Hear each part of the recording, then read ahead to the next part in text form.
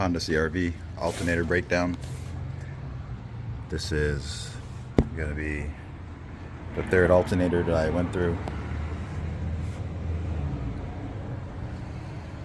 These remanufactured alternators suck, so do yourself a favor, buy a brand new alternator if you're doing a Honda CR-V alternator job. First thing we're going to do, disconnect the battery. 10mm. Negative is good. We're going to take off the support beam. 1, 2, 3, 4 bolts there.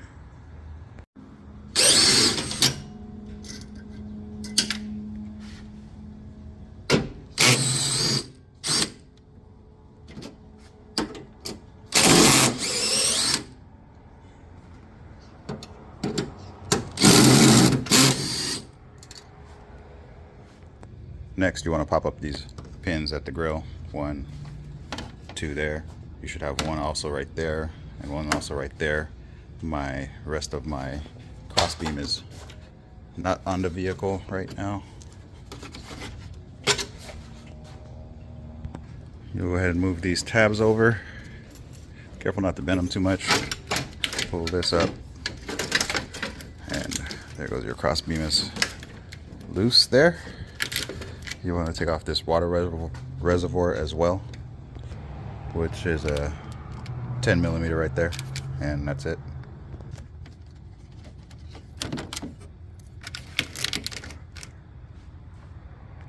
You also need to take out your fan, which is 1 bolt there, 1 bolt there, just the fan on the left. So you have 2 bolts, 1, 2.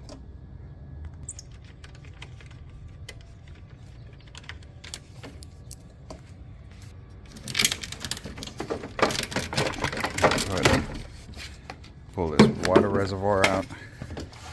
It's connected here. Just get that out of the way. This fan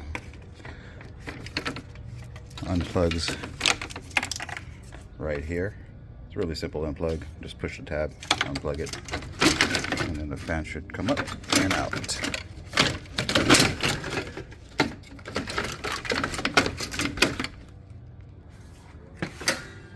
And this is how it looks. Put it to the side. Now you have a little bit more room to play down here.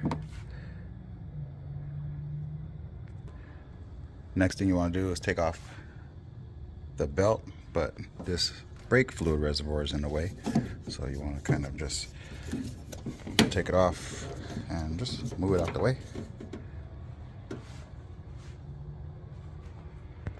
I don't know if you can see real well here, but the belt tensioner is a 14mm. So I'm just gonna slap a 14mm on it there.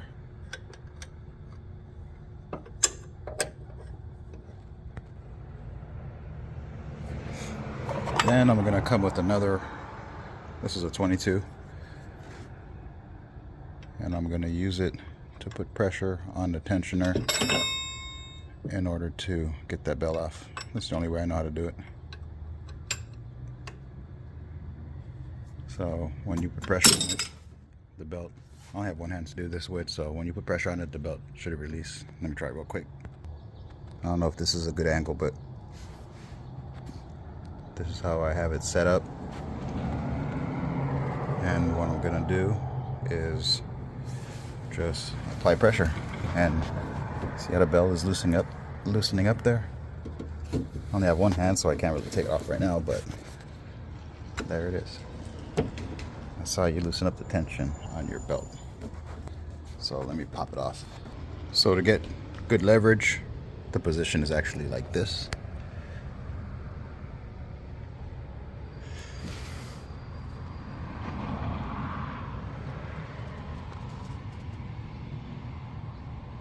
Hopefully you can see that. Again, I only have one hand, but there it is. The belt's coming off already.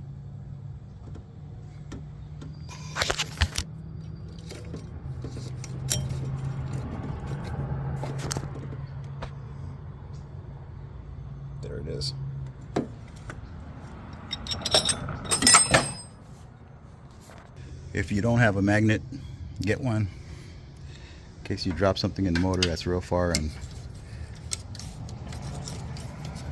you're like spending hours just to try to get it out. Boom, magnet, got your back.